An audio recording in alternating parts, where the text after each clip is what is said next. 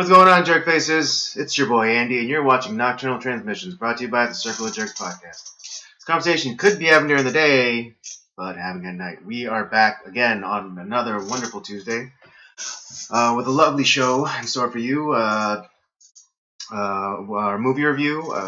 This month's theme is Stallone Month, as well as some news items that we wish that we kind of want to air out. All that in the next hour and a half or so, depending how quickly we get through each of the stories. But yes, with me as ever, co-piloting this thing is the homeboy Rob. Yeah, so some pretty interesting things happened over the weekend. But before we get into the stories, let's get into some. Let's just do a little catch up here. Rob, how was your weekend?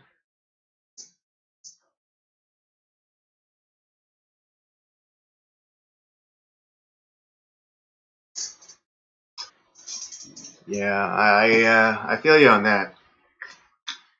I actually just got a humidifier because of all the sneezing and itchy and watery eyes and nose. So yeah, so people don't freak out like when I'm scratching my nose. It's not because I'm jonesing for a bump. It's just my allergies, I swear.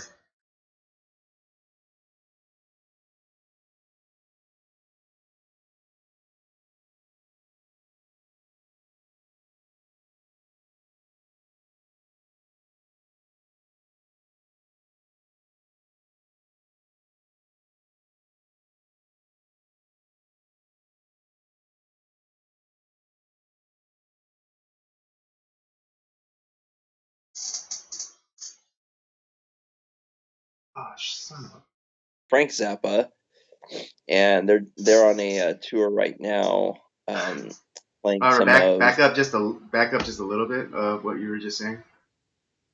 Oh, I was saying that I went to a Dweezil Zappa concert, and he's the son of Frank Zappa, who is my favorite musician. Frank Zappa has been dead for over 25 years, but his son is kind of carrying on his legacy and playing, going on tour, playing his music and such. And their new tour is doing 50th anniversary of one of Frank's albums that I don't think has ever been played in its entirety, like as in a live format. Mm-hmm. So that's what the concert tour is right now. So I went to that on Saturday. Um, Pretty rocking concert, really good stuff.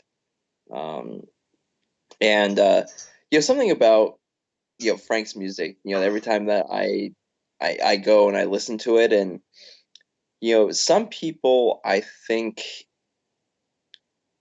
it's a very technical, and the reason why I like it so much is because it's original, it's very original, but it's also very technical, and it's very hard to get it right. And I kind of liken it to it's like a rock orchestra in a sense, because there's so many different styles of instrument that are being used within a song that you're thinking like, how the hell is this going to work? But it does. You got like your flautist and your saxophonist and your keyboardist and the bass guitar, different types of bass guitars. And it's like, how are these all gonna come together? But it does, and it's a really interesting sight to behold. And yeah, it was a great concert and had a good time. Cool. Yeah. Yeah, I'm not too familiar with Frank Zappa's music. But yeah, I mean, from what you're describing or how you're describing it, it sounds like the thinking man's rock and roll. Yeah, and not all of his songs are very lyrical as far Mm, as like where it's very lyric heavy. Though he right. does have those songs as well, where it is where his songs are telling a story, and in a lot of ways, you should listen to his albums in their entirety because they are kind of like an opera. It's telling a story. Mm. Though you can enjoy them on an individual basis. Some of my personal favorites are Bobby Brown Goes Down, which is a hilarious song. Don't Eat the Yellow Snow. Um, but if you're looking for more of some of his more instrument heavy songs, um, Watermelons and Easter Hay, Peaches and Regalia, which was part of the tour. One of the songs that they're playing throughout in the tour. Or if you're looking for kind of a operatic type of song, there's Billy the Mountain, or you have Joe's Garage is also a really good one too. Hmm. Cool. I highly recommend if you're real uh, music files, check out Frank. I think you might really enjoy his music. Cool. You heard it from here, folks. If you're really into music in a very particular kind of way, then Frank Zappa just might be right up your alley. Yeah, I think so. Yeah. My weekend was kind of interesting. Um, I guess the biggest thing that happened to me was that you're now talking to a gainfully employed person. Woo! Right, our prayers have been answered. Yeah. Man, it's been quite a journey, to say the least. Um, I think the most miraculous thing about all of this is, this happened like me, getting hired happened all within a time span of like about 3 days. That's awesome. Yeah. Yeah, because some long time friends of mine came to me asking if I was still looking for some more regular kind of work, and I said yeah. And then I'm not gonna go into too many details, but it's not within the realm of photography, but it is a paycheck, and it's a fairly regular paycheck. And so I said, why not? I'll give it a try. And so I get all the information. I send off my resume. Uh, well, this is all within this. Okay, so here's the timeline: Friday through Sunday. And so I find out about this, kind of late Friday evening, and then I send my resume off on Saturday, and then I get an email from the boss saying, "Welcome to the team." Awesome. Yeah, I think, and yeah, the miraculous thing is, I think I got the job mostly based on the recommendation of my friend. That's awesome. Yeah, but then I did go and check out the website, and it turned out to be that the boss went to the same school I did. We both went to Otis. Oh, okay. Yeah, just different years, but yeah. So I mean, perhaps that was the cincher in the decision making process, where it's like, oh, this guy, he doesn't really have he doesn't necessarily have the experience in this particular thing, but he went to the same school I did, so I know, so I'm could be fairly rational to think that got the same education or was trained in a similar manner and had similar disciplines or work ethic. Yeah. Yeah. Um, so yeah, for right now, it'll be part-time basis with the potential to become full-time. And uh, yeah, it's all a bit, it doesn't seem real to me yet. Yeah. It's just like I'm just waiting. It's a part of me is just waiting to wake up because like it's like this is me dreaming. Um, because it's been so long since it's been 11 years since I've been kind of regularly employed.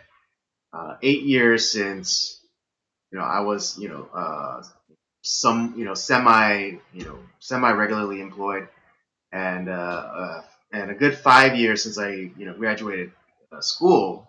Uh, that I've been looking for a job, and Yeah. so yeah. So when I told my family, they're just over the moon, and my mom even started to get emotional and getting like teary eyed over it. Yeah, I mean it's a big deal. Well, we'll have a lot to celebrate next month, possibly. Yeah, absolutely. I will be starting this coming Monday. All right. Yeah, that's what I'm gonna be stuck because there are two hires, me and this other person, and I guess they want to get this other person established first, and then I'll be coming on to do some training um, and stuff like that. Oh, that's cool. That's cool. Yeah, I'm really absolutely. happy for you, man. Thank you. Yeah, this is great news. Yeah, absolutely. It's I feel relieved for you. I mean, yeah, I think like a lot of my friends and people close to me have been really praying and you know wishing the best for me. And it's just kind of hard because literally year in year out, I just constantly have to disappoint them. Um, and it's just like it's just killer because I know that they're earnestly praying and wishing that fortune smile upon me. But and not being able to deliver is this has been one of the tortures of my life. These past I guess 11 years. Yeah. But now prayers have been answered. Wishes fulfilled. So it's a Yeah, that's you know I finished one journey and I immediately have to begin another one. And but the journey behind me prepared me for the journey before me. So I'm ready. dude, that's great news. Yeah, I'm super excited me too. and no one more deserving. Yeah. Although I will say it's pretty interesting because like as similar as we are, we're going to be a little bit of opposites because uh, you live you live in Van Nuys and work where I live, but now I live in Chatsworth and I'm going to be working where you live. That's hey, that's we have this weird like symbiotic relationship in that Yeah, it's like way. this. Yeah, we have this weird kind of you know not complementarianism, but we have this weird kind You have a of very we have this balanced weird relationship. resonance. We have this weird resonance. Yeah, we we we work on kind of the same frequency in Right. a lot I of mean, ways. yeah, like Just when this afternoon when we were talking about Stallone and how um he's not like the an actor with like the greatest range, but he's still a really good actor. And I forget what. Let me look back to our conversation because it was really funny because it was like really like you were literally in my head. Oh yeah, here it is. Um, well, yeah, it was about Schwarzenegger. Um,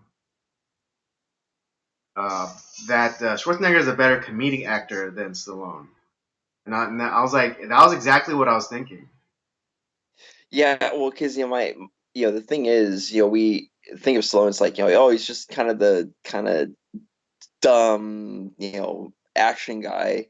Mm-hmm. And the thing is, like, like you said, he's no like Shakespearean thespian, Mm-hmm. but in his limited range that he does have, Mm-hmm. fuck, man, he's good. Like I give him I I didn't respect him enough as I probably should have. Mm-hmm. It's like he's actually a really good actor, Mm-hmm. but I was thinking it's like, and he obviously gets compared to Schwarzenegger because they kind of became big Right. right, They, not about yeah. Even in the '90s, they had like that kind of rivalry.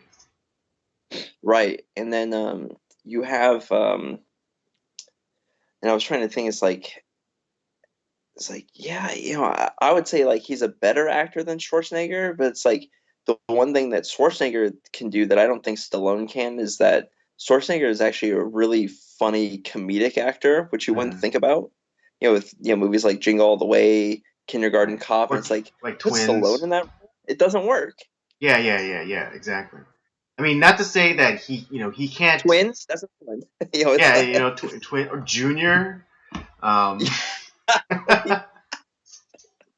it doesn't um, work with Stallone. right. I mean, not to say that that he can't funny or he can't or that still not to say that Sylvester Stallone's not funny or he can't deliver a funny line. It's just he just doesn't have like that. He doesn't have like that timing.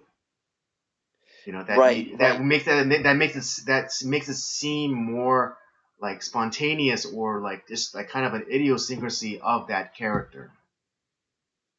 Yeah, and I was, it's just something I was because I've been thinking about as we've been going through these movies with Stallone, and this is just like a thought that popped in my head today. Hmm. But it's funny, yeah, that but yeah, it's funny when you said that. It's like, it's as I was typing that, I was like, I wonder if Andy's thinking this right now. And then you said, "Get out of my head." So apparently, we were thinking the same thing. Yeah. Again, me and Robert, we have resonance. It could be because we were born born on the same day. I mean, not in the same year, but on the same day. But uh, It's the Charleston Heston factor. That's yeah, what it right. is. It's yeah. Charlton Heston binds us all together. Exactly.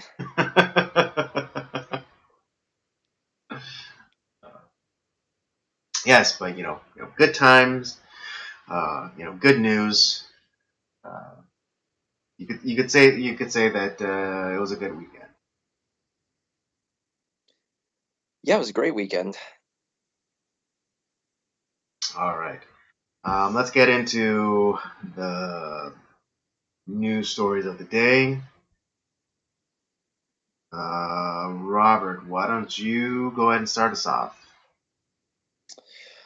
All right. Well, we got some sporting news. I think it was Friday. I think it was Friday. Well, because baseball is coming back, so teams are reporting to spring training, and you know, f- obviously we're coming off of the Houston Astros scandal.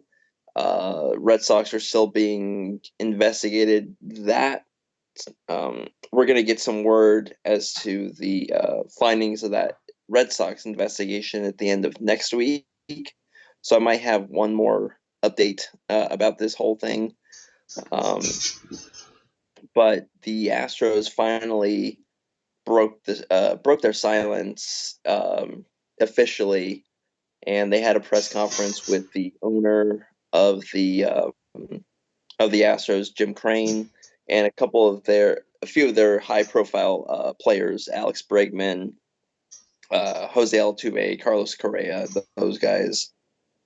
These are like um, if you're not familiar with baseball, these are like their all all-stars. They're best players.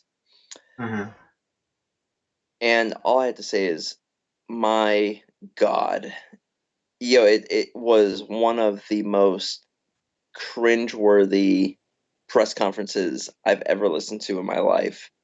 Um, Listen, if you are, I would have rather them had come out and say, yeah, we don't feel bad for what we did. We've, uh, we have no feelings of remorse. We did what we did to win, and we're proud of it. I'd respect. I'd still be pissed off, but yeah, you know what? Hey, I respect that. But you get this canned response from, like, Alex Bregman was one of the worst, where he's like, he was reading off the cue cards at gunpoint almost, and it's like beep boop beep beep boop. It was like this robotic response that's like, okay, you obviously don't give two craps about what you guys did. So it's like, why are you even talking? Why are you even making this apology that no one buys? Then you have the owner, who he oh, Jim Crane. He was saying, he was asked, normally when it comes to these press conferences, you unfortunately get the reporters who ask the same question. One reporter will ask a question, and then the next nine reporters will ask the same question. And normally in these cases, Right. like, They just ask the hey, same question 9 different ways. exactly, it's like, hey, that first reporter that asked this question like 10 minutes ago, why don't you like find his notes and then write the same thing, because that's our answer. Mm-hmm. But in but that's usually because the question's been answered.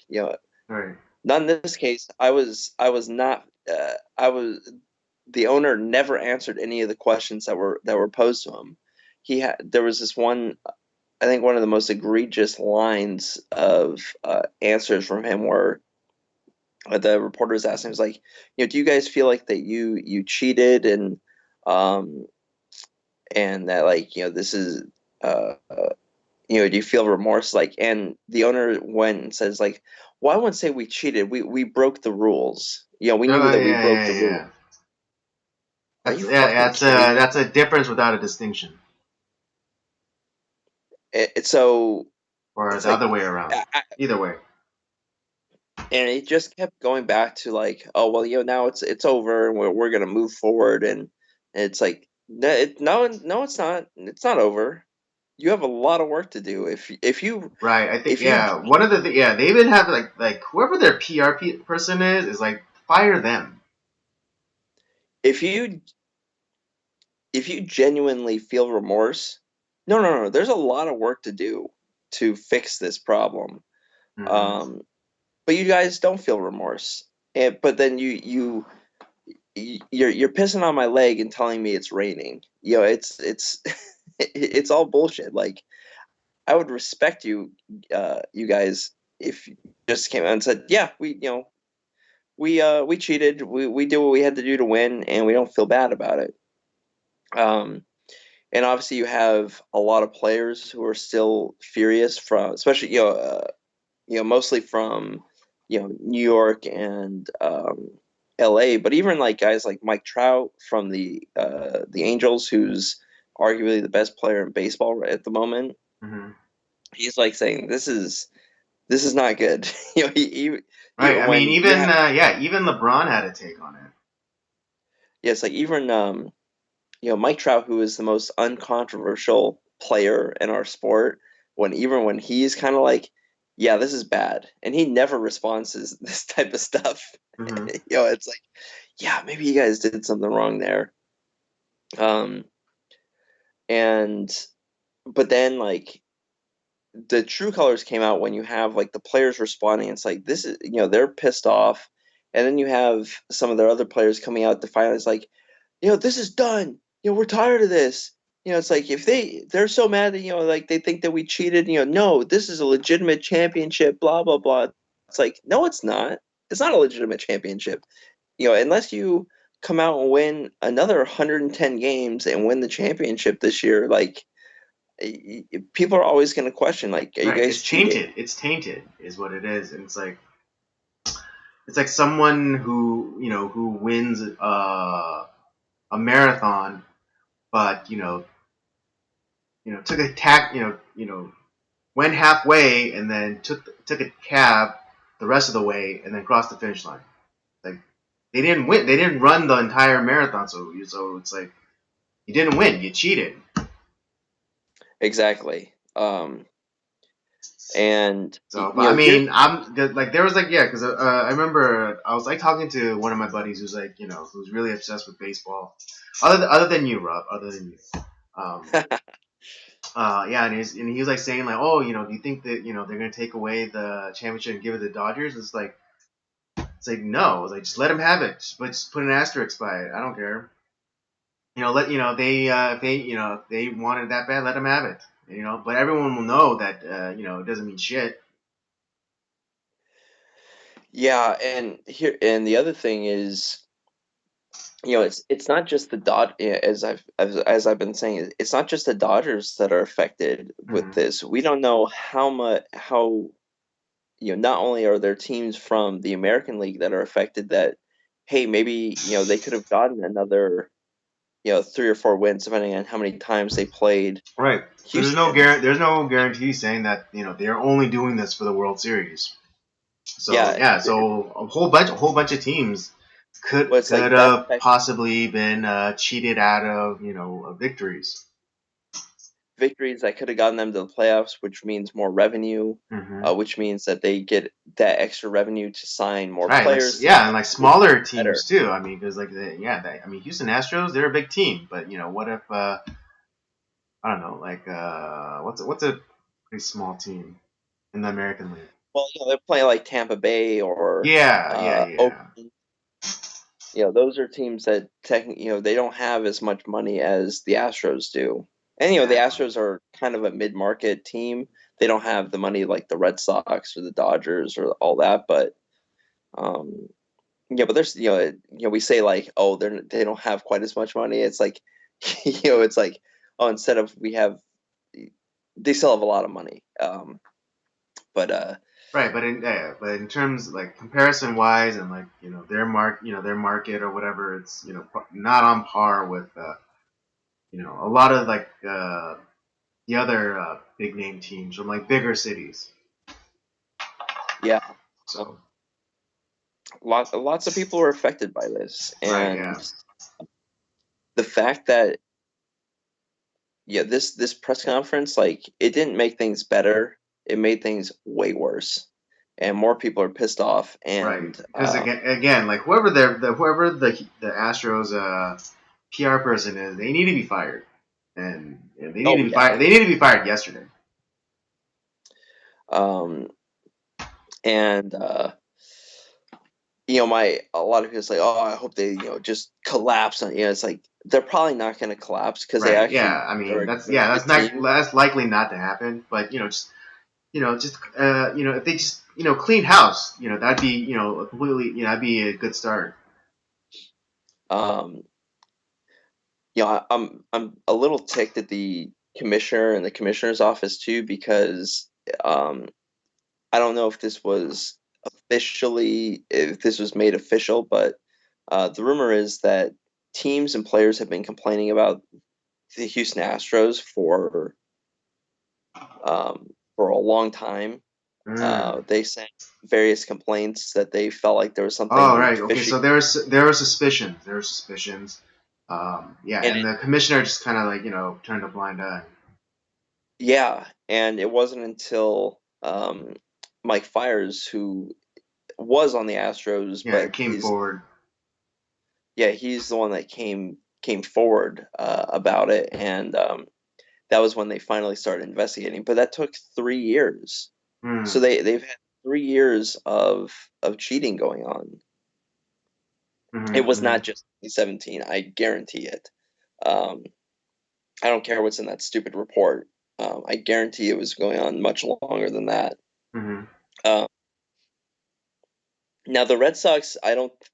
from what I'm hearing, it wasn't quite what the Houston Astros were doing, though it was kind of using the replay room to figure out the signals, and then they were relaying that, but it wasn't like the whole like wearing.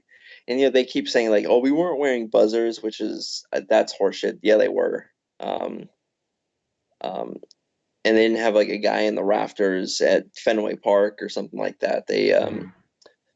But so it wasn't. I'm not, but that's still cheating. It's and maybe they're probably not going to get as many harsh penalties as let's say Houston did. Mhm. Um, but yeah, it's not good. Um, so we're going to get a little bit more news on that. But the fact that for years, or players and teams were kind of, sending memos to the commissioner's office, and they did jack shit. They did nothing. So Yeah. I don't know. I'm Yeah. just I I'm pissed mean, off at you. But my hope is that I want the Dodgers to make the World Series, and I hope Houston makes it so that we can beat the shit out of them in the World Series. That's how we redeem it. right. Yeah. Make sure they do a sweep for trash can lids.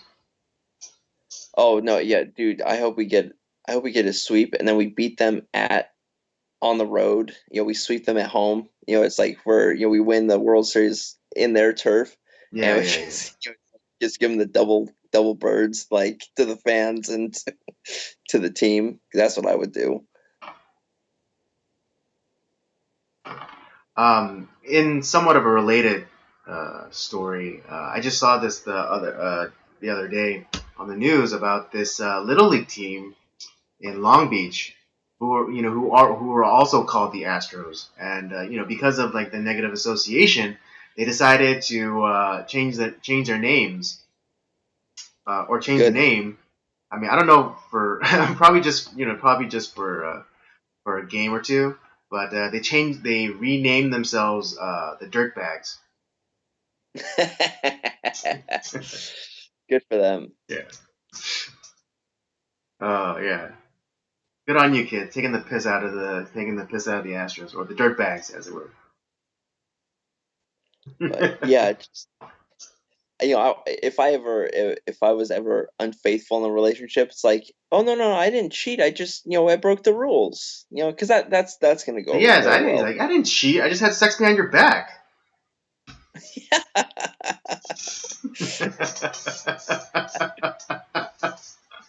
Yeah, you go ahead. You use that line with your spouse or girlfriend or Hmm. whoever. See how well that goes. Yeah, it's like it wasn't cheating. It was consensual. It was consensual intercourse with a woman that was not you. Yeah, that sounds much better. That's all it was. Yeah. All right. Oh, Yeah. Let's get into. All right. Um, let's talk about this Jussie Smollett thing. yeah, let's do it. Yeah. For Juicy those. Just. Yeah. Juicy Justice. Um, for those of you, who might have forgotten. I mean, legitimately might have forgotten this. But I believe it was last year. Could you believe it was last year that former Empire actor Juicy Smollett or Sommeliers, yeah, allegedly, but let's like just as Trump said, let's take out the allegedly. I don't care. Um, he he staged a fake hate crime on himself. Um, right. Yeah. So I don't need the qualifier. But yeah, he staged a fake attack against him. And in like the most, in the sorriest, piss poor evidence ever. You know, he was acquitted of all the crimes, or he was at least not he was let off. Um, and there was a general, outrage over it. I mean, even former Chicago Mayor Emmanuel, wait, no, Rahm Emanuel, was saying like this is bullshit, and then you had the police, chief who came out and said this is bullshit. Um, but yeah, but he was merely uh, excused for the city or the state charges. But I think they're getting him on the federal level.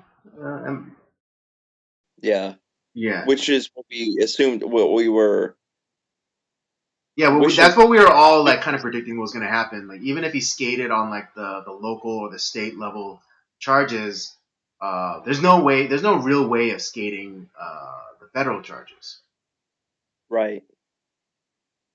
So yeah, so now he's been officially indicted on I forget how many counts, uh, but I think there were like close to like 20 counts, all on the federal level.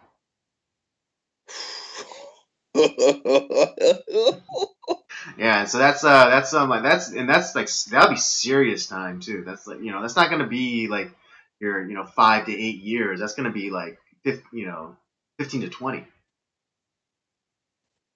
But you know what?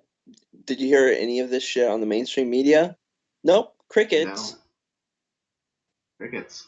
Oh, nothing to see here, folks. Yeah. See how, that, see how that happens? Like, I mean, if there was even a slight mention of it, it's like, oh, here's 5 seconds. Oh, Yeah, it's and like it's like Donald oh Trump Trump bad. It's Hitler. basically like if you flip on the news, if you flip on CNN or any of the other alphabet networks, it's just like Trump bad, Trump really bad, Trump's really really really bad. It's like, oh, Jussie Smollett got indicted, but Trump really really bad. Just, um, just. But you know what? Justice has been served. Jussie Smollett's attackers now come to justice. Right? Yeah, I mean it was pretty ridiculous because at the time of the attack there was a polar vortex, meaning it was below zero outside, and he was saying that there were roaming bands of Trump supporters with MAGA hats and cans of bottles of bleach and and shoestring nooses ready to go during a polar vortex. Oh yeah, because that's where I want to hang out, searching for gay black dudes to Yeah, give my news. yeah. That time of night, that time of year. Yeah, that's exactly where I want. That's a prime location. Like this whole the whole idea, yeah, and like the whole idea of like them shouting out MAGA country is ridiculous because like the neighborhood he was living in at the time was very it was very kind of upper crust very alphabet people friendly. um Exactly. so where yeah and so like where even in 5 miles would you find someone who was like, especially at that time, it was like a year ago, and there's all this winning going on right now, but even back then, it was still a little hairy to even kind of impartially even defend the merits of what Trump's successes, let alone full on like kind of endorsing and stuff. So especially in that neighborhood, having Trump supporters is it's as likely as finding a snowball in hell. You Yeah. know,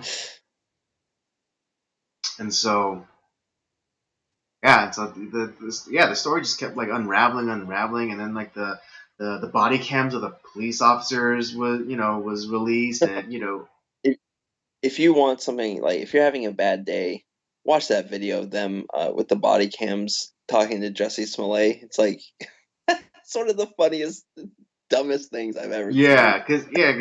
Because he still had the noose around his neck when the cops came. It's not he still had it on, and then the cop asked him, "Hey, you want to take that off?" And his response was like, "Yeah, yeah, yeah, yeah. I just wanted you to see it though, like around my neck." My God. like see, this is why people on the left have no imagination.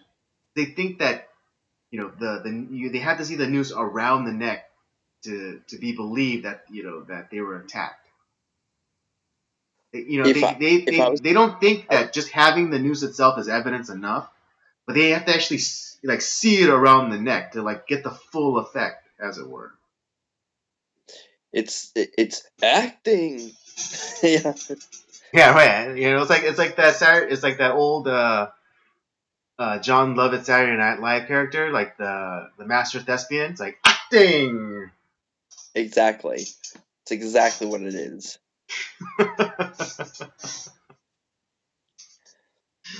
Oh man.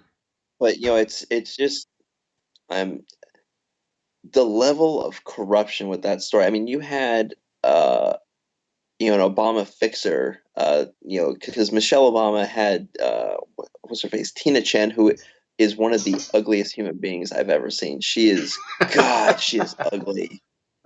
Is she the is she? I It, finally saw a picture of her. I don't remember, but is she the kind where the parents have to shave the dog's butt and have it walk backwards? God, I, if you want to horrify yourself, Google Tina Chen. God damn, that is one ugly person. Ooh, ooh. But I don't know. Are you daring me? Because I I don't know. I'm dare kind of you. scared now.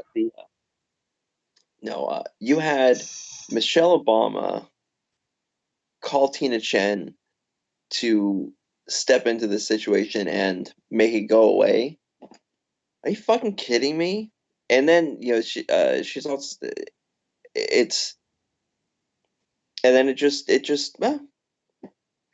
nope, nothing for Smollett to worry about. Everyone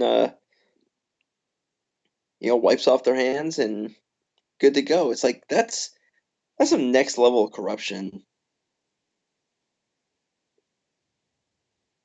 Are you looking up her picture? She is a bit mannish. God, she's ugly. Yeah, in the words of Austin Powers, yeah, she's a bit mannish.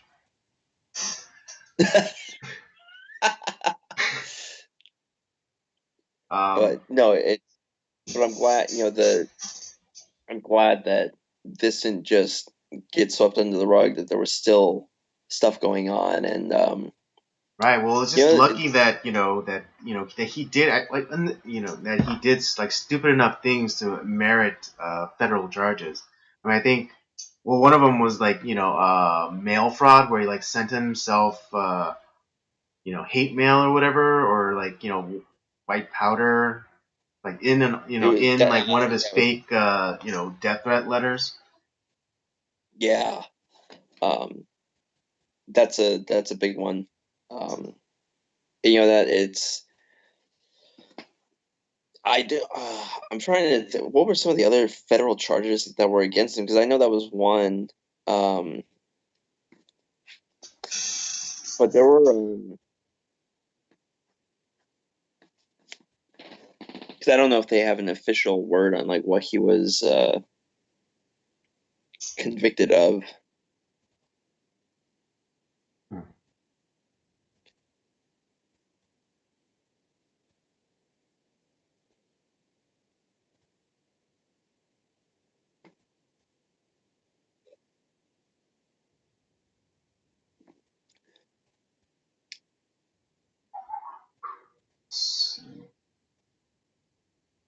Hmm.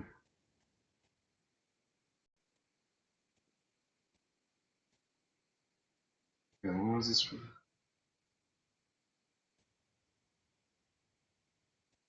Okay, this was a couple of days ago. Grand jury. This is on USA Today. Grand jury returned a six-count indictment accusing actor Jussie Smollett of lying to Chicago police. A special prosecutor announced Smollett faces 6 counts of disorderly conduct, charging the actor with making 4 separate false reports to Chicago Police Department officers.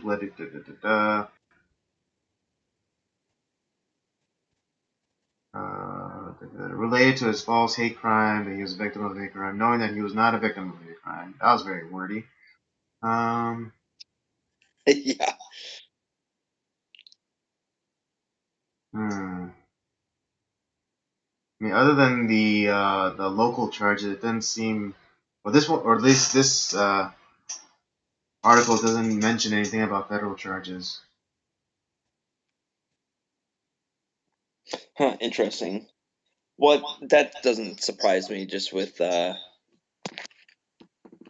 Right, but I think yeah, but I think the biggest, I mean, for the or at least right now that we know of that he can be charged for is the mail stuff. yeah. But I think it's important to bring up, kind of the conclusion to the story because people think it's like, oh, well, he got away with it, and that's that.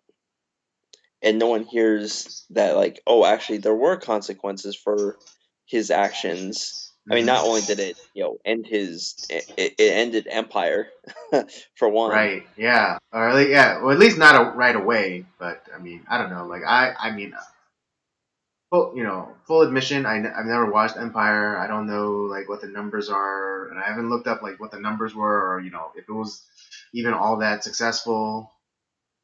But it just sucks because of this jerk, and not the jerk that we're jerks, but but this jerk, does something to try to advance his career, but then it ends up, it's like it's he pointed the curved barrel gun,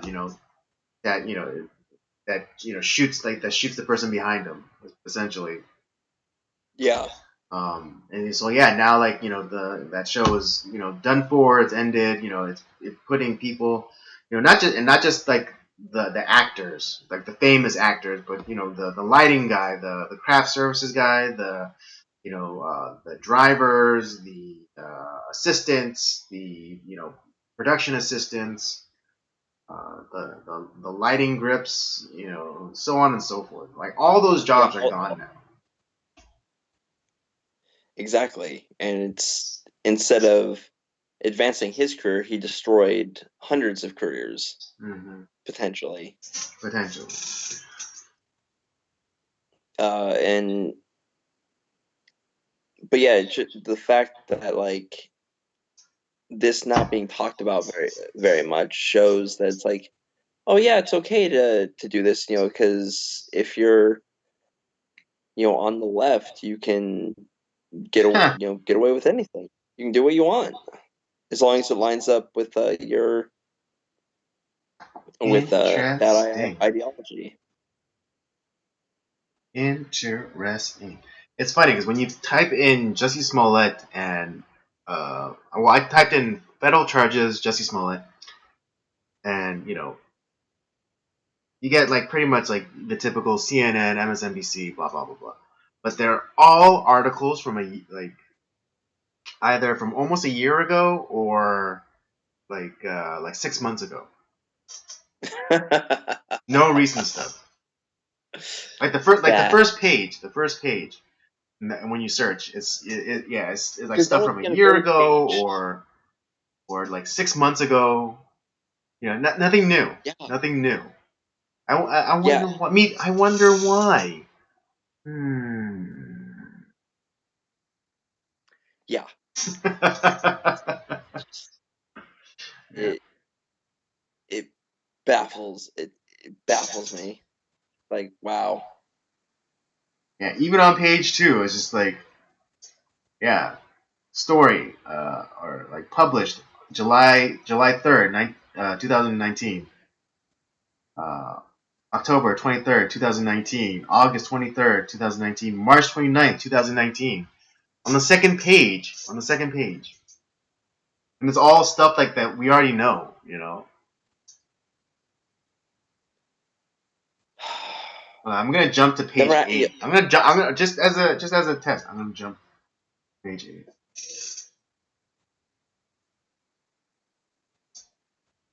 Oh wait. Oh, Washington Examiner.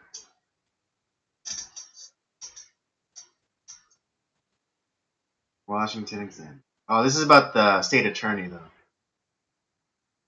Uh, Headline: Jussie Smollett and the state attorney who dropped his charges are in big trouble with special prosecutor. Okay. This is like a week ago, but yeah, I yeah, mean it's but from a it's week like, ago, not not. This is all the way back on what's it page 9 of the Google search. yeah, and that's the thing is like the majority of people, they're not looking past page 2 on a Google search of this. Yes, I mean most people they're So not for gonna look them, it's past like, page 1, yeah, but it's like, oh well, see, look, nothing happened, and they exactly. think that they're led to believe that something actually happened to the guy and that there was no justice. Right, but I mean, it, I mean, aside from like Jussie and stuff like, and but just like all the people that came out, to in defense for this guy, and you know, um, it's funny because like it was like it's like the whole Amber Heard Johnny Depp thing, where it's like Right. they immediately sided with with her with Jussie before even they even knew the entire story,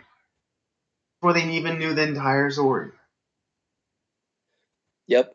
and then they'll never make a retraction, or I mean they'll never like these like celebrity types, they'll never make a personal retraction because there's that Ellen Page chick who was like on Stephen the Late Show, and she was like railing against Mike Pence, like, oh well, he wants to put us in cages and he wants to electrocute us and he wants to do conversion therapy, just like it's like hate, and it's like all over like this, juicy stuff. But after it came out and provably so, I think that it was a hoax. No, no retraction. Absolutely no retraction from her whatsoever. Oh, the the most infamous one was from Kamala Harris, who was saying how it's like had all these tweets and talking about this stuff, and then it's like, oh, whoops.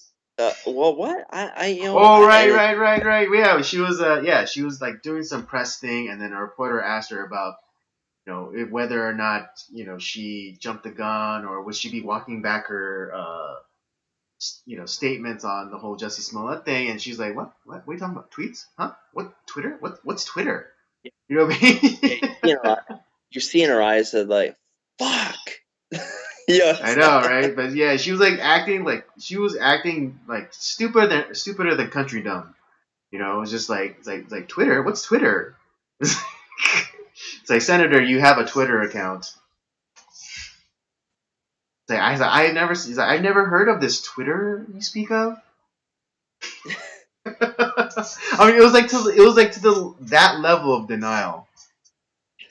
Oh, it's with all these guys, like they shout their mouth off on Twitter, and then when the story comes out, it's like, oh crap, that wasn't. It's like, fuck, it's the wrong type of people, or Hmm. like the story is wrong. It's like, and then they just like delete the tweet and they deny everything. It's like, and you see in their eyes like the fuck, you know, Hmm. it didn't go my way. It's like, Jesus, it's just it's all right to make a mistake. Right. I mean, yeah. Even like, yeah, with like the Elizabeth Warren thing, and her turning out to be not even. not even being like an eighth Native American. She was like 1,200 something or other. Uh, and like Native American, but it wasn't even Native American. It was like what is it, South American, Peruvian or something. Yeah, it's ridiculous. So yeah, and then like all she had to say was, "Oh, I'm sorry. This was just something. This was just like kind of like a tradition, or an oral tradition in my family that was just told to me. And because it was my family, I just believed them because they were my family. And that's all she had. That's all, And that's all that's she had to all say. that's all she had to say from the very beginning, but she couldn't do it.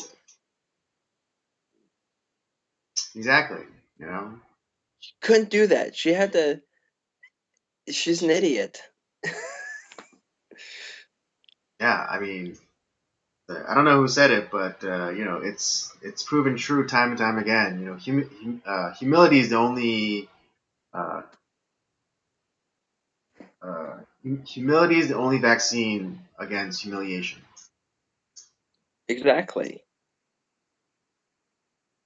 That's the thing that's lost to these people is like, it's okay to make mistakes. It's okay to change your mind. It's okay to grow as a person. Hmm. It's one of those things where oh, you look at someone like Donald Trump, right? Okay. He has for the majority of his life was a Democrat living in New York. He was very pro-choice, but you know, obviously now he's become a an advocate for pro-life, and he's been our most pro-life president. And you listen to what he says, like, yeah, I was this way and I changed my mind. You know, things changed. Hmm. Um, it's which is great. But then you have these people who they flip flop and are some of the most disgenuine people. And it's like, I never said that. That's crazy. It's like, you can be like a real person instead of this robotic, ridiculous person, and you can change your mind and grow. That's what people do. Exactly, but they'll never learn, and everyone gets their comeuppance eventually. So uh, yeah, don't ever think that you know that you're gonna get away with things. Yeah, Don't but because wow, like because either either face um, you either face mortal justice or you face divine justice, and I think you know the Bible bears this out time and time again, but divine justice is freaking harsh. yeah, So I mean, yeah. So I would much rather face like mortal justice, like and the justice between man and man to man, versus facing justice between man to God. oof, I Yeah, agree there. I mean, pillar of salt, genocide of entire city, a flood, you name it, it's happened. Yeah, yeesh. Yeah, that I'll divine justice though, it gets everybody. It gets oh yeah, everybody. but yeah, man, I can't believe that's on fucking page like eight or nine or whatever. It's Yeah, and it was like still like mixed in with all of like the old stuff too. It's like ridiculous. All right, God. let's get into the next story, and Robert, that's I do believe that's yours. All right. So everyone knows I'm a huge NASCAR fan.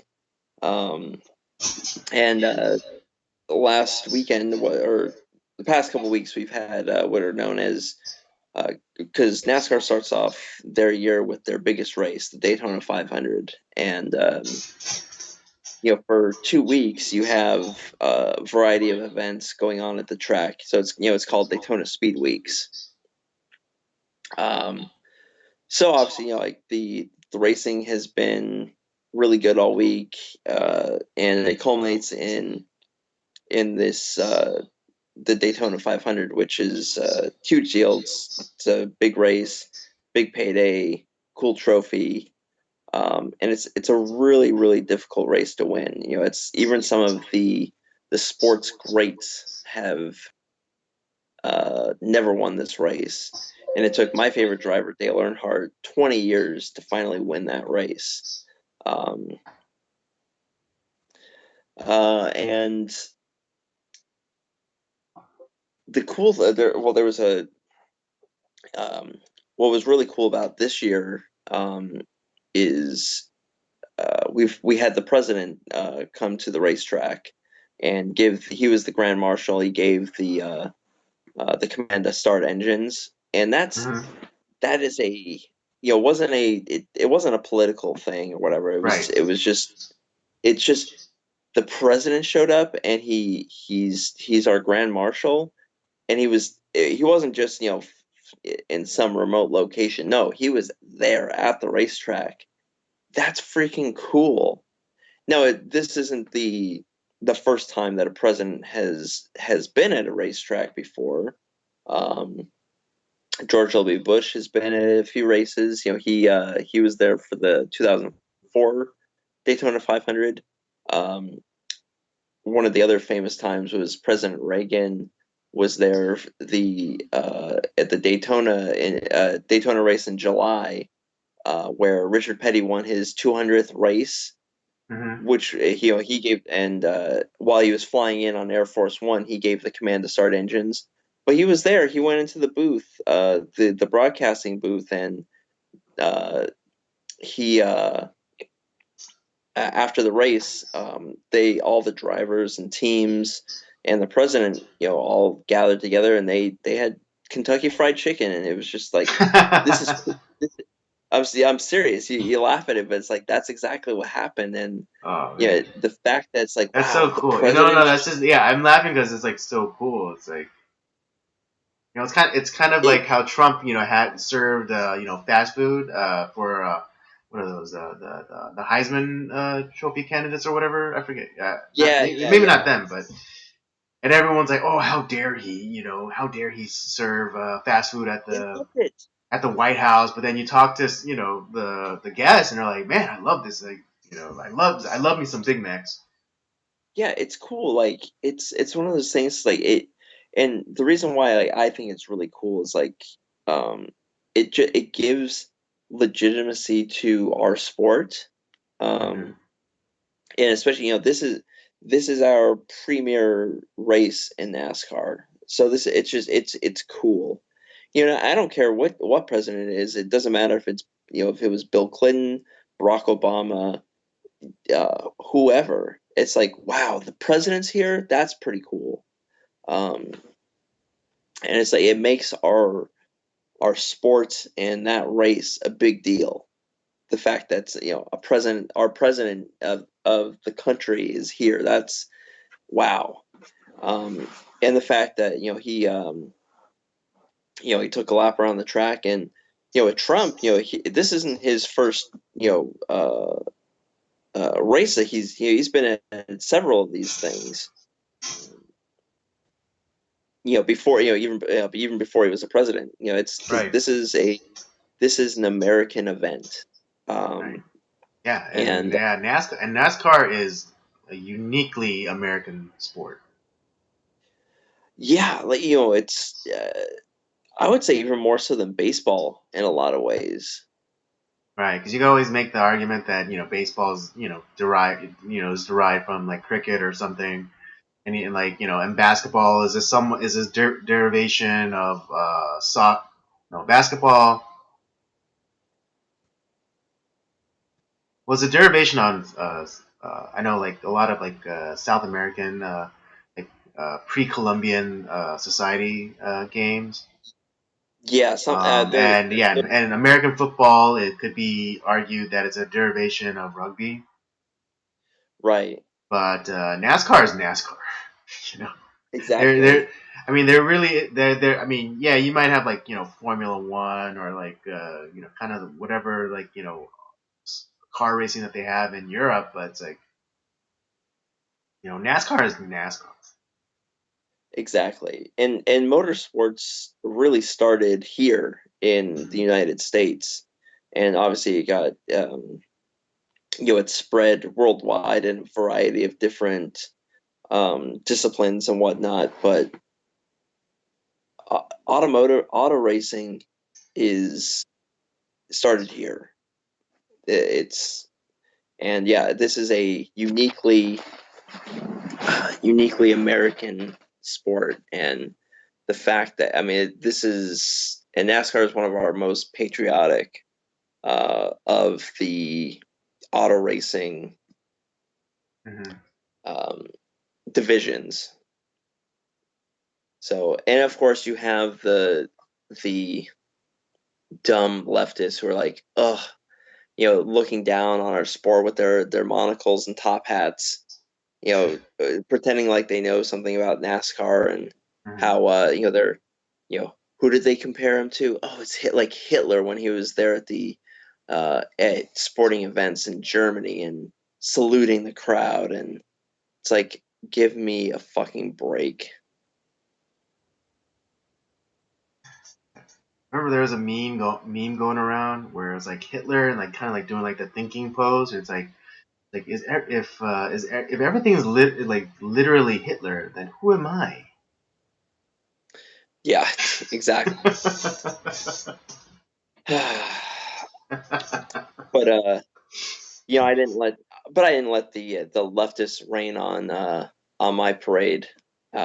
It the Just the fact that the president, he wasn't like in some teleconference thing, but he was there at the racetrack, Mhm. and the crowd went wild. They were so excited. The drivers were like, "Man, cool! The president's here! Like that's so awesome." Um, it's just it's a unprecedented historic event. Pretty cool. Unfortunately, there was a yeah, there was a rain delay for the race. Mhm. They got the first 20 laps in, but that's Florida at this time of year is they get like these weird little like pop-up showers, and it ended up being delayed to the next day. So the rest of the race was run on Monday, and it was a really exciting race. Now, the racing at this particular racetrack is always very treacherous. A lot of close quartered racing, um, and that also causes a lot of big wrecks, unfortunately, because you're you're bump drafting, you're drafting in these giant packs of cars, and you'll use the bumper. You'll run into the guy in front of you to kind of give you guys give the a surge to get this momentum going, and that tends to cause a lot of big wrecks. But there Is that wasn't shake and really bake? a Is huh? that kind of like in Talladega Nights, shake and bake? Yeah, a lot like that. Um, Okay. Yeah, because just for the people who aren't really into NASCAR and like they need a point of reference. right. Um, Now, the this type of racing at this like particular racetrack has evolved over the years. I'm not a huge fan of how it's going on now, um, but it's still a very exciting race. And unfortunately, the at the and it was shaping up to be a very exciting finish, uh, which it was. But the unfortunate part of that is coming to the checkered flag. There's three drivers that were going for the win. You had Ryan Newman in the number 6 car. He's been around the sport since 2002. You had Denny Hamlin, who was the previous year's winner of this event, and you had another young driver, Ryan Blaney, in the 12 car. And these three were, kind of going back and forth on the last lap. And Ryan Newman in the 6 car had taken the lead, but he was in a defensive position trying to hold the lead. And Denny Hamlin and Ryan Blaney were hooked together, and they had momentum, and they were looking like they might be able to pass Ryan Newman. So Ryan Newman, and he's going forward to try to block that move to at coming to the start finish line, and Ryan Blaney got into the back of Ryan Newman, which and when the one thing to note is that when the bumpers on these cars, if they're not lined up just right, you're going into the wall. You're spinning out, or you're going into the wall, Hmm. and that's kind of what happened here. And so Ryan Newman gets turned right into the outside wall, and because we have to remember these guys are going over 200 miles an hour at this point, and turns him into the wall, turns him on his roof, and it was a pretty nasty hit into the outside wall. And Yeah, when yeah, I saw the video. yeah, so that's already a nasty hit. But then you have, as he's on his roof, his driver's side gets exposed to the rest of the field, and Mm-hmm. another young driver, Corey LaJoy, just rams right into the A pillar of the car, right in the driver's side. Hmm. That is one of the scariest wrecks I've seen in a long, long, long time because Yeah, it it looked pretty caged. brutal. Like there was like sparks going on like inside of like the cabin, and just like the kind of like the vertical that it got was just kind of Yeah, spectacular in like a really scary kind of way. but when you slow it down, you see that whole driver's side um, area just it's crushed in quite a bit, Mm-hmm. and man, he wasn't getting out of the car right away. And usually, when the car lands on its hood, even if the driver's okay, they're not wanting to just flip it over right away, just in case, like there are some injuries that the driver might not know about. Right. Um, and so it's like, okay, well, they're taking their time, but then it was taking longer and longer and longer. It's like, ooh, this doesn't look good. Um, and usually, when it takes that long, something's wrong. Um, and we got the word that he went. Newman was going to the hospital, and yeah, we didn't. There's isn't too much word as exactly what happened to him, but he last night we were told that the he was seriously injured, but not life threatening, and but now like today, just before our start of our live stream, it was said that he's finally awake and talking with doctors and stuff. But yeah, he's probably gonna be out of the car for a while because it seems like the we don't know what the severity of the injuries are, but it's pretty bad. Um, Hmm. uh, we take for Yeah, that's granted. yeah, it was good. Yeah, but it's yeah, minor It, miracle that he lived. Yeah, and they were also from a short clip that I saw. They are also accrediting some of the changes that they made to like the safety features since Dale Earnhardt's death, yeah, well, and that's yeah, the and they're like attributing to that to like saving his life. right, and that's the one positive effect of you know Dale Earnhardt dying is that the safety features have gone such a long way in the last 20 years that Mhm. we haven't had a loss in we haven't had a fatality in NASCAR since then. Um, and it's like, wow, we take for granted the safety um, that these guys have, and it's like when there is an injury, it's like, well, damn, it's he didn't just pop out of the car and get up, and it's it's still a very dangerous sport, and Mhm. we get a reminder of that from last night's race. But yeah, just thankful that he survived, and I'm hoping that it's nothing that's going to end his career. That Mhm. he can bounce back and come back and race again because he's a great race car driver, and the team that he's racing with now, they've kind of this used to be one of the powerhouse teams in the sport, and they haven't been as good, and but he was on the road to bringing this team back to prominence, and it'd be a shame if he doesn't race again. Um, but yeah, just so happy that he's okay, and there's a lot of flack too because that some of the drivers are involved, like Ryan Blaney, Corey LaJoy. They're really shaken up about the whole incident because they're involved, and it's like you can tell in their interviews that they're scared, for their friend. This is NASCAR. Like, yeah, there's rivalries, there's people that don't like each other, but at the end of the day, it's a family.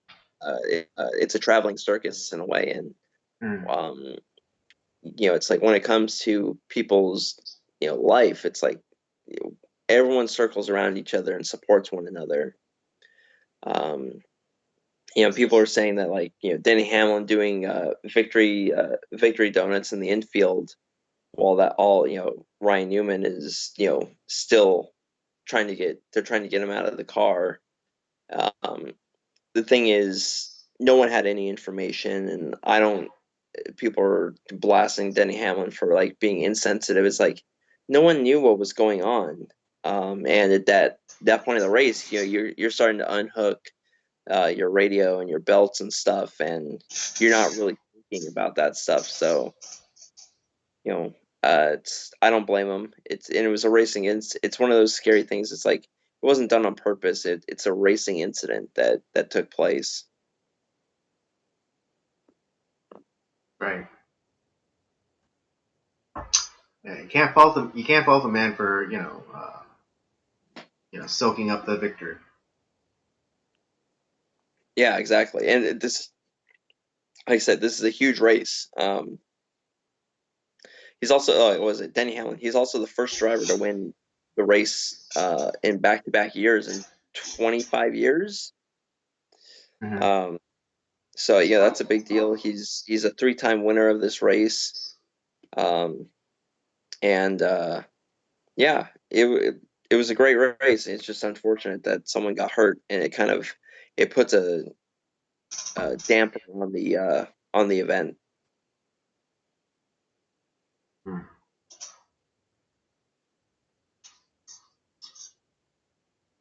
Um, all right. You have any final remarks or?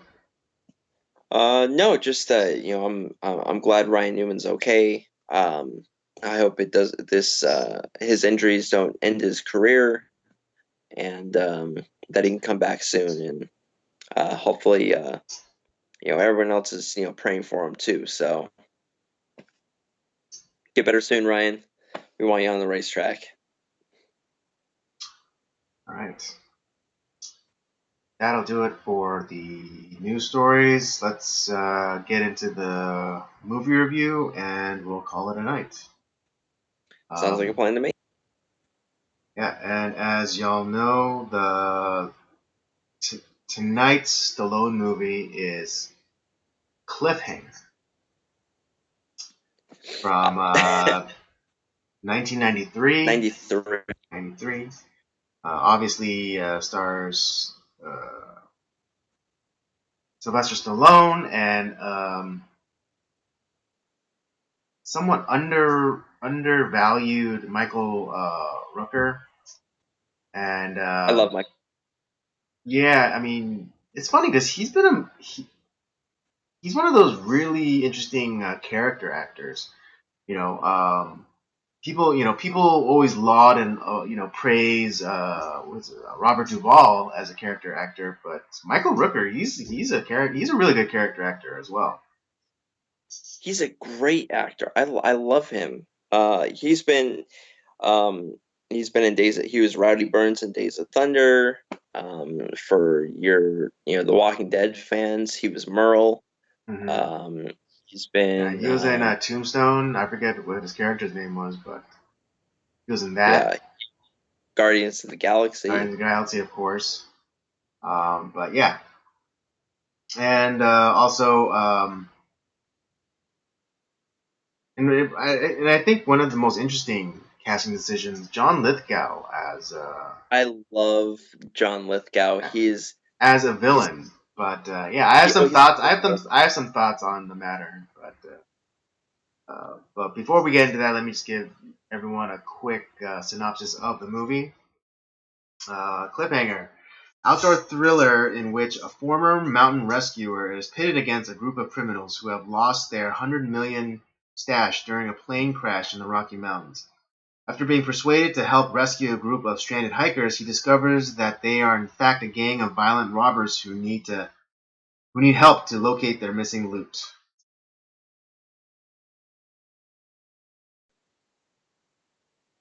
this I had forgotten that this movie existed for when we were looking up like Stallone movies. And yeah, I was like, oh yeah, that's right. That's right. He was in Cliffhanger. And since I had never seen it before, I was like, well, let's go ahead and check this out. Um, and man, let me tell you, the movie starts off real hot, real quick.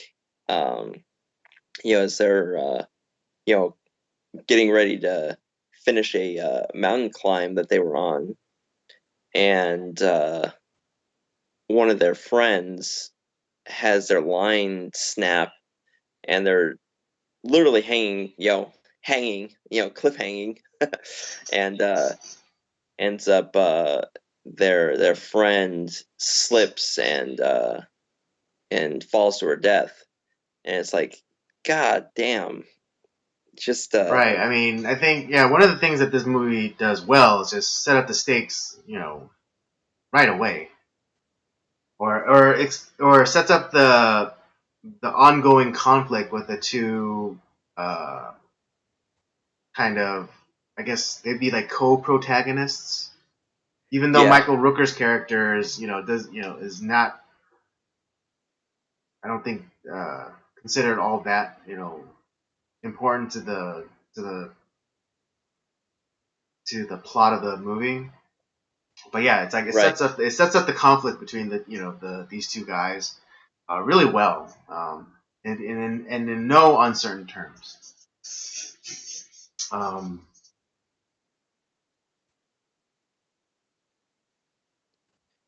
uh, um, one of the things I thought was really strange was the two what is it, the two teenagers, the kind of like beach bums, but then transported to Colorado. Yeah, I that That was a was little weird for me, and especially like after like there's like a time shift, and it's like 8 months have uh trans, 8 months have passed, and Sylvester Stallone's character is obviously shooken from the events that happened 8 months prior, and he goes off to get away from everything, and then he comes back, and then these kids like hey where you been, and he's like they're asking these questions where it's like they live in like a small mountain town. I'm sure and I'm sure that they're if they're locals, I mean you wouldn't be able to tell by their accents because they have like a very like surfer dude kind of Southern California accent, even though they live in Colorado. Right. But yeah, but they would easily have had this information, like why Sylvester Stallone's character was away, and they kept like saying they kept using language like to describe like I guess they're base jumpers, but it's like oh man, it's gonna be a crazy fall, it's like kind of kind of being like putting the proverbial foot in their mouths, but not realizing it.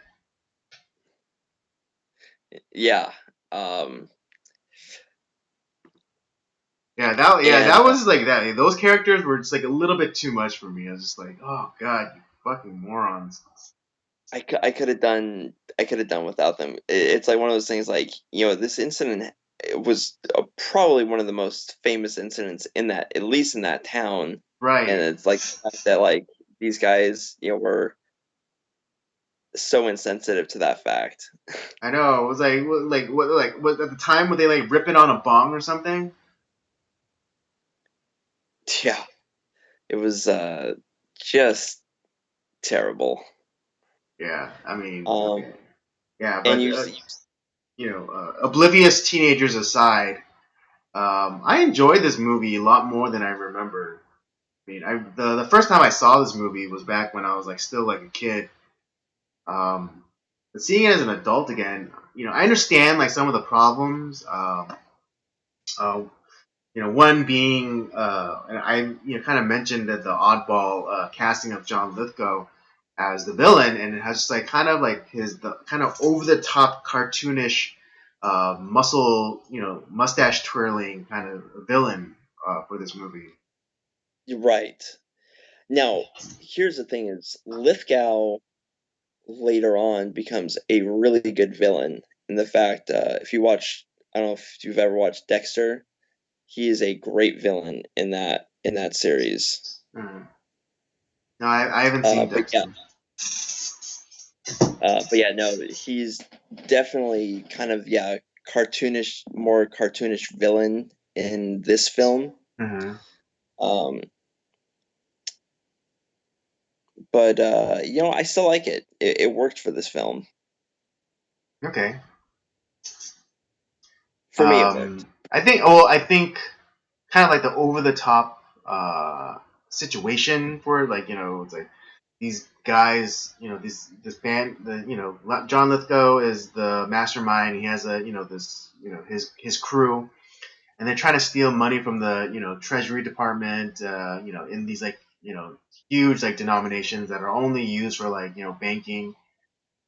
Um, the only time that they're they only transport these large sums in planes because they could because convoys can be hijacked or trains can be derailed, but no one has like their own plane to go and try to stage or to pull off like a stagecoach robbery situation in the air. Um, Exactly. so the heist happens in the air, with the help of a turncoat Treasury Department agent. Um, and I forget the actor's name, but he's been like in everything, and he always plays like the cop or the special agent. You know, particularly like in Yeah. the '90s. Mustache, Yep. cul-de-sac.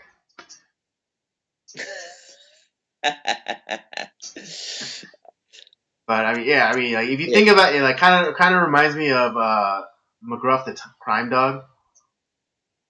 Yes, that's a great. Maybe he was the inspiration for McGruff. I don't know.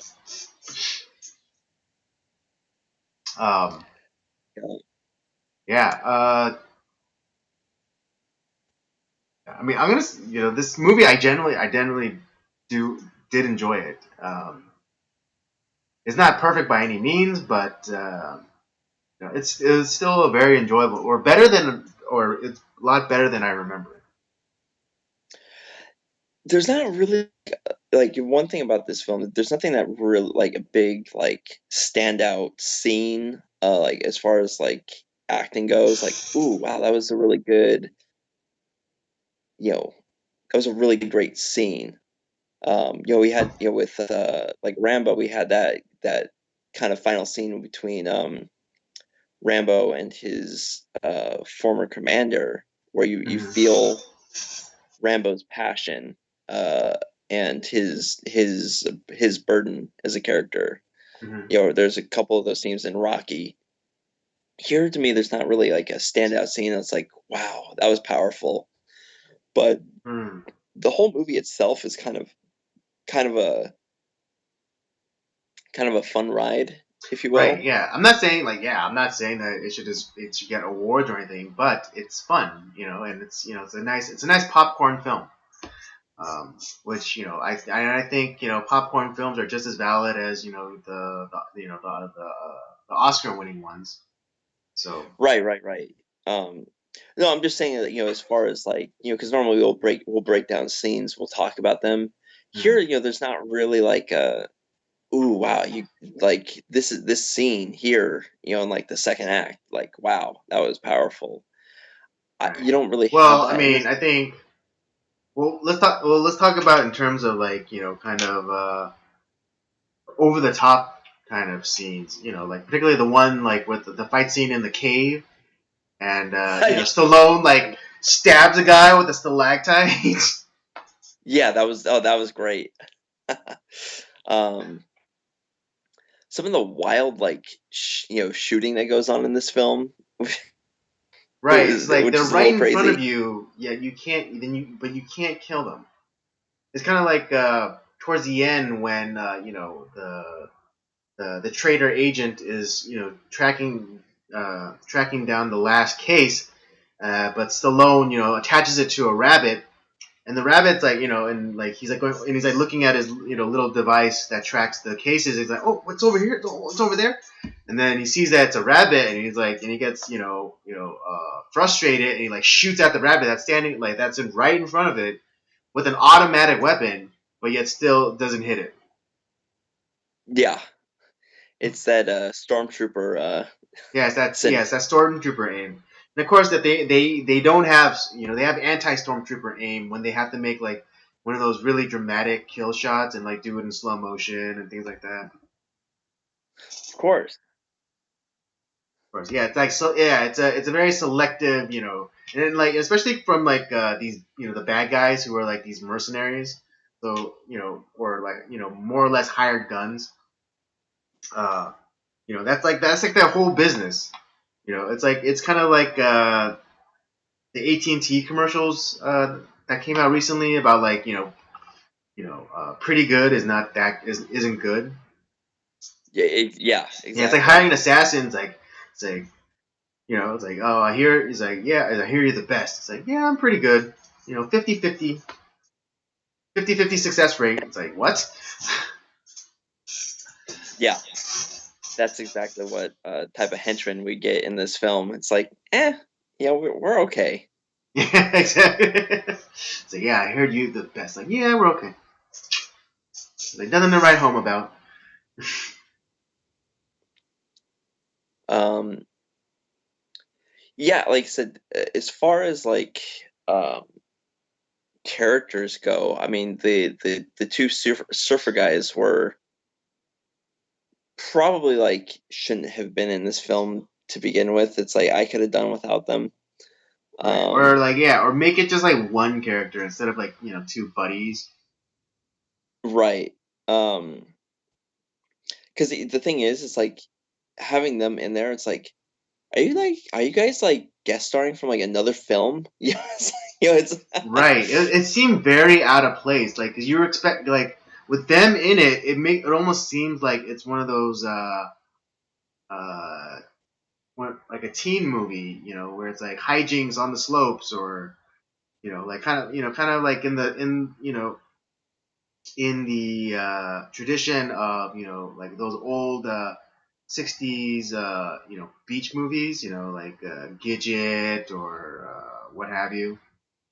right, right. right? But this one just happens to be in Colorado and in the snow. But like yeah, having like those like weird like surfer like teenager guys there, it's like yeah, it just kind of almost takes you out of the movie. It's just like you guys don't belong here. You serve no purpose here. Yeah. But other than that, like, yeah, I mean, I like the casting for the most part. I thought, like you said, Stallone and Rooker together were really good. Um, I like John Lithgow as an actor. Mm-hmm. Um, the the female lead was she was pretty decent. Yeah, she was serviceable. Yeah, she was serviceable.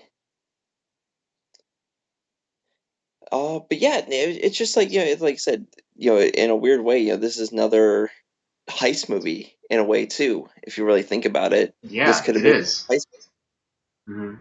Um, and the idea of having it like kind of take place in the mountains, like it's kind of an interesting, fresh idea a little bit because Yeah, pretty unique. Um, it's yeah, I not mean, I instant wonder. like It's weird because when I was watching, the heist scene where like in the plane, I was wondering to myself, I wonder if Chris Nolan saw this.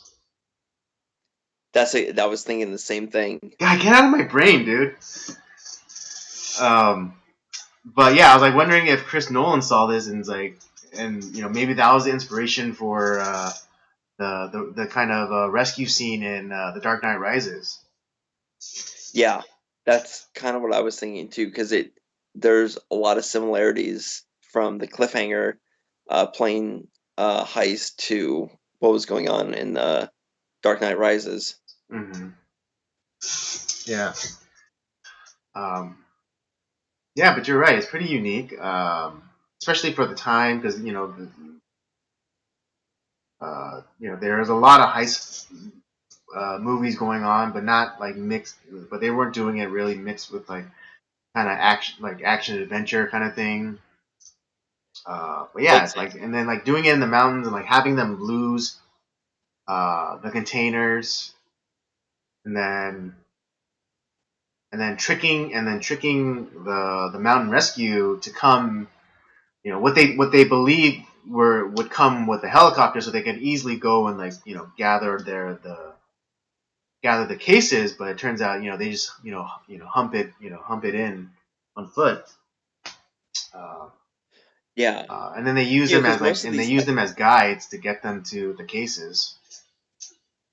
right, and the thing is like because most of these type of movies, you're like action, if you're looking at like action or like heist films, a lot of this stuff is taking place in a city somewhere. Um, Mm-hmm. it's or it's a very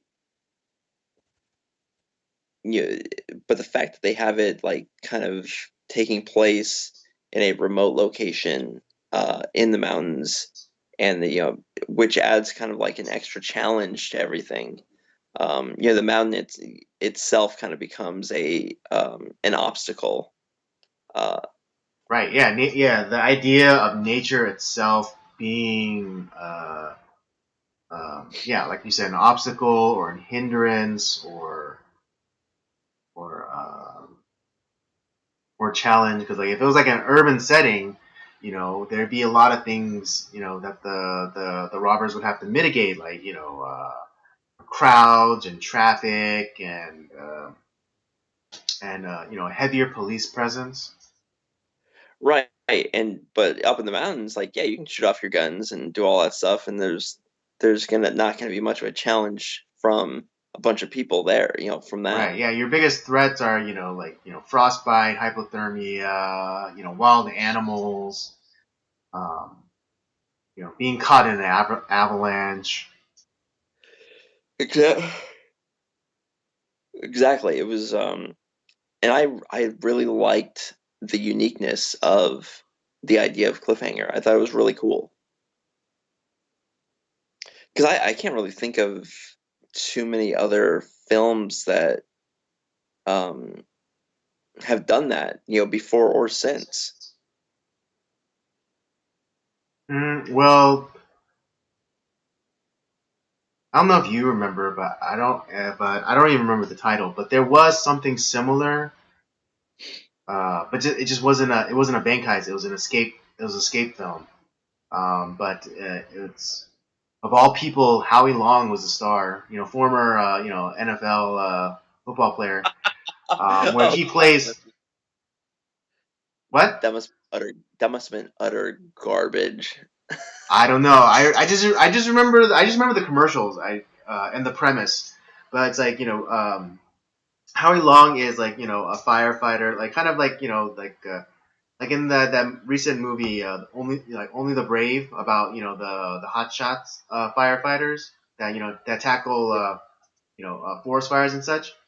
Um, Right. yeah, it was like he's one of those firefighters, and there's a brush fire, but then there's also been a prison break, in that area as well, from like a bunch of criminals, and so like uh, Howie Long has to go and like fight them off, or or catch them again.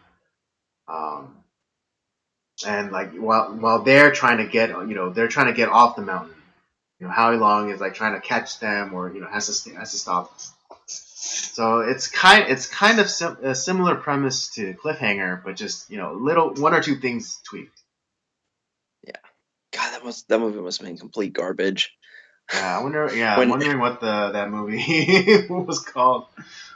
Hold on, I'm gonna look it up real uh, fast. the but no, I just like I said, there's because Cliffhanger, I'm assuming, was a kind of uh, a blockbuster release. It wasn't like some straight to video. It was um, it was a serious release. Put out in theaters and stuff. And I I'm just saying, like, I don't think there's been ones that have been quite as successful, Hmm, before or since, because it is kind of a unique idea. right. Sure. Oh yeah, it was called Firestorm. Oh man, it sounds like it sounds so terrible. But I want it now. I kind of want to watch it now. Hmm. All right. Hmm. So was there anything else that like kind of stood out to you, or like another like scene that you liked, or action scene that you really liked?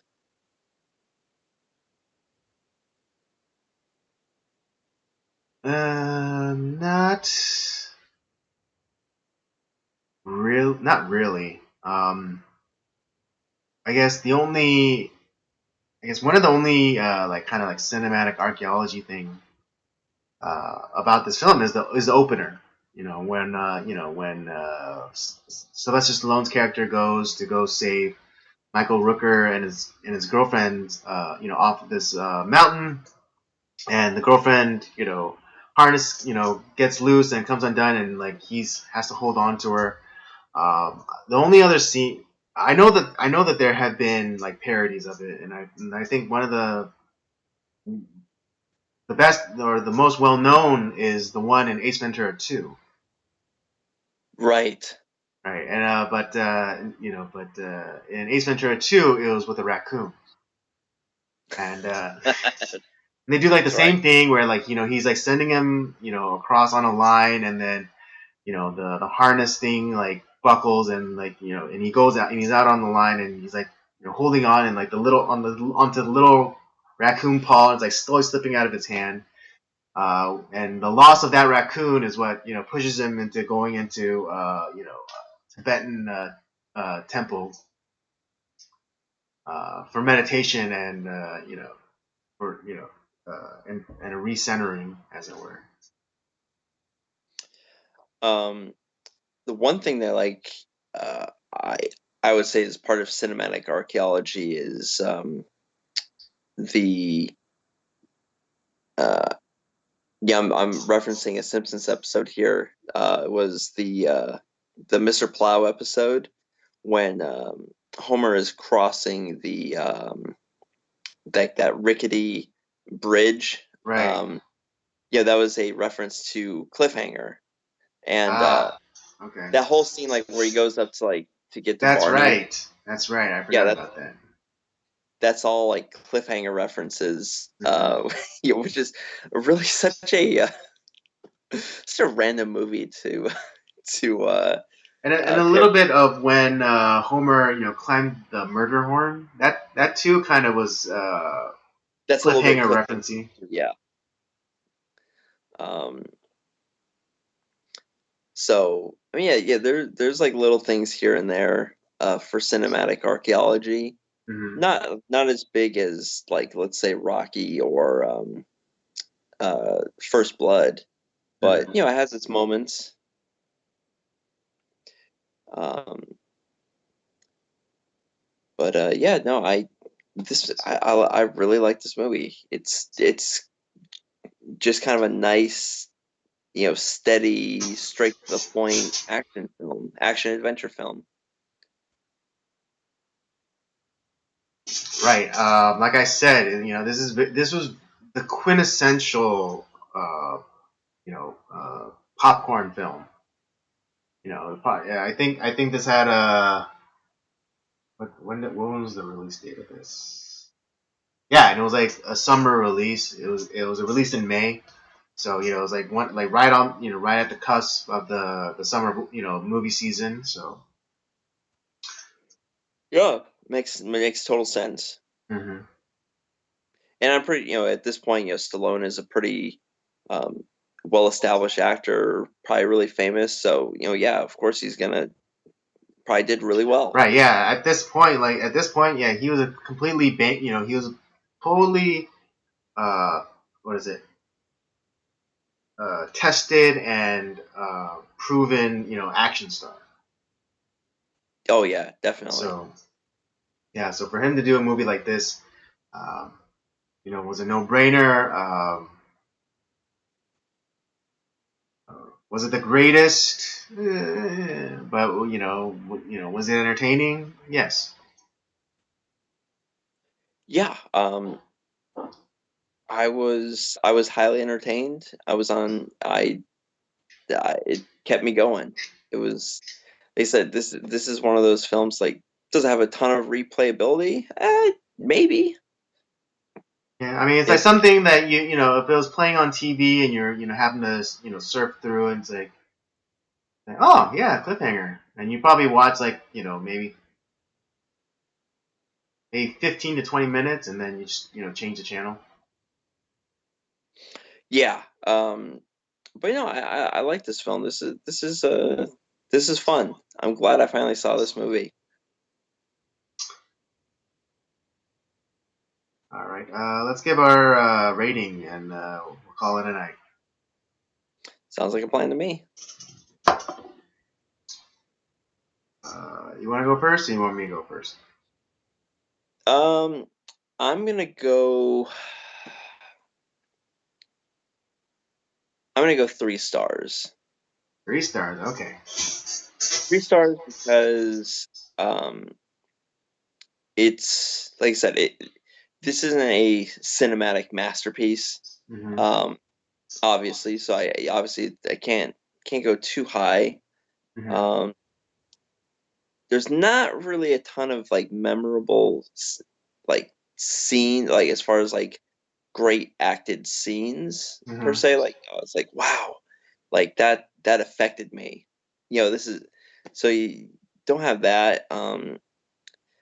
Of the Stallone action films, it's not my favorite of his action films, so Mm-hmm. that goes against it. I think there's other films that he did that had better action. Obviously, Mm-hmm. like the Rambo series comes to mind, obviously. Um, and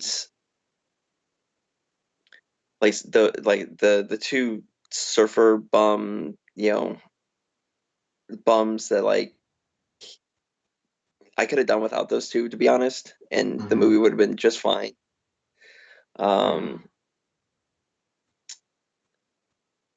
but like I said, I like the uniqueness, the unique idea of it, kind of giving the heist action adventure film a different element, a different twist that I don't think has been done before, and definitely hasn't really been replicated well since. I mean, yeah, you talked about the Howie Long film, but had you not mentioned that, I would have never thought of that. You know what I'm saying? Yeah, Um, and again, I didn't even watch that movie, but just like I just remember, like it was like in the oh yeah, it was well that movie Firestorm that came out in '98, so it was like 5 years after yeah, Cliffhanger, but it's like still within still within the range. Um, for me, my rating, I'm gonna go right up. I'm gonna go knife's edge. I'm gonna say 2.5. all right. Yeah. I mean, again, not yeah. This isn't one of his best. It wasn't the worst. Uh, but again, like you were saying, just not just not enough um, memorable scenes, nor or and those two surfer idiots. Was it was really it was really beginning to grate. Um, I wasn't sad when they died. right, I wasn't like, oh, that sucks. It was just like, good. Like, oh, we don't have to deal with these two yokels again. Thank Yeah, I God. know. It's like, oh, these idiots. Yeah, because like that whole scene where like they were caught in the storm and like they're in the tent, they're talking about watching MTV while high or something. It's like, what was the purpose of that scene? The one thing that was like kind of weird is um, every like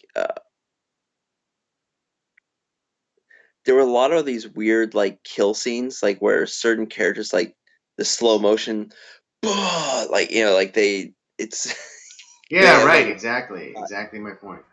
there was Yeah, a it's like lot of they that. That really was want. like, Yeah, like they really wanted. Like I guess I don't know. They were allotted only a certain amount of squibs by the special effects guys. So like they really had to make it count. So that's so like when they killed off that old man, that was part of like the rescue team. Like they really had to milk that. And then when they killed like the two surfer guys, they really had to milk that one too. yeah, that was a little weird. Yeah, it's It was like if you do it like once, maybe twice, cool. But it was like almost every kill scene was like that. It's like, oh, for fuck's sake, like come on. yeah. All right. Well, yeah, that was our review of Cliffhanger. Robert gives it a 3. I give it a 2.5. Um, if you've never seen it and you're just, and what we've described is, makes you kind of curious, and yeah, watch it. I don't know. I don't know if we could recommend this movie. I If you're a Stallone fan, I would say, yeah, definitely watch it. It's definitely one of those things that you have to watch if you're a Stallone fan. Um, like I said, it's somewhere in the middle of his films because it's not his best film. It's not his mhm, best action film. right. It's there's not like a whole lot of like memorable scenes. Like I said, it's middle of the pack, but it's Yeah. definitely one of those. But it has some elements there that it's like this is pretty. It's pretty cool. It's not. It's a cool idea that maybe didn't It didn't finish getting quite executed. materialize in the way that maybe the director wanted. But I mean, Yeah, but hey, it's if not you a want to bad. see a guy get killed with a stalactite, then this is the movie for you. Oh yeah, oh, yeah. Oh, that was probably the best kill in the whole film. I was like, I know, that best was kill of the movie, best kill of the movie by far. um. But that doesn't mean it's a bad film. Like I don't give it like a super high recommendation, but go watch it. Check it out for yourself. Yeah, It, I it's mean, like it's literally, my rating is like in the middle, like 2.5 out of 5, 2.5 out of 5. That's right in the middle. Everyone kind of tends to focus on the two, but then don't discount don't forget the half. discount that half. Don't discount that half. And yeah, so after all the garbage that we watched last month, like this is Oh better than yeah, jeez. three of the four films that we watched last Yeah, month. this was So Citizen Kane compared to what we were watching last month. exactly.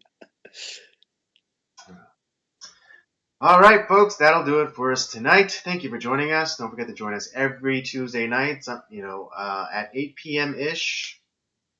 Don't forget to check out the library of other shows that we got. We got the Circular Jerks main podcast. We have Nocturnal Transmissions, of course, and we have Robert's gaming show, Up by Up Down. Don't forget to follow us on our various social media accounts: Twitter at PodcastCOJ, Instagram at Circular Jerks Podcast, and on Letterboxd at PodcastCOJ. And with all that said, we'll say thank you, and we'll see you next time. And don't do anything I would.